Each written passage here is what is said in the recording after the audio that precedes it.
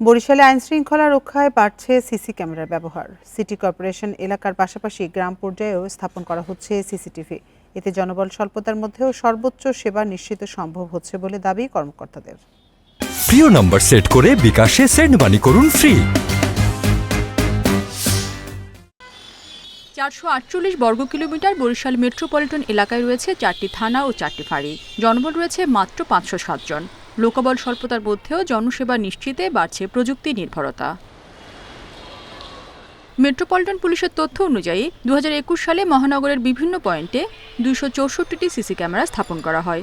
এই সহায়তায় এ পর্যন্ত 2 শতাধিক অপরাধের নিষ্পত্তি করা হয়েছে। থানা এলাকায় যত অপরাধ সৃষ্টি হয়, যখন কোনো প্রতারক আসে, যখন কোনো লোক প্রতারকের খপ্পরে পড়ে, তাও আমরা সিসি ক্যামেরা দিয়ে মোটরসাইকেল চুরি, বিভিন্ন চুরি ডাকাতি আমরা এই সিসি ক্যামেরার মাধ্যমে আমরা শনাক্ত করে থাকি। সড়ক ব্যবস্থাপনায়ও সহায়তা নেওয়া হচ্ছে সিসি ক্যামেরার। জনবলের যে স্বল্পতা, এটা আমরা সিসি ক্যামেরার মাধ্যমে এটা আমরা মেটাতে পারছি।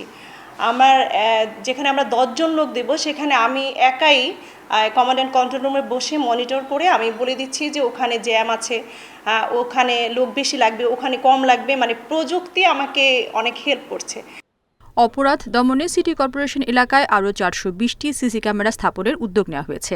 এছাড়াও ব্যক্তি পর্যায়ে থাকা আরও 3000 সিসি ক্যামেরা যাতে সচল থাকে সে বিষয়ে সংশ্লিষ্টদের সচেতন করা হচ্ছে।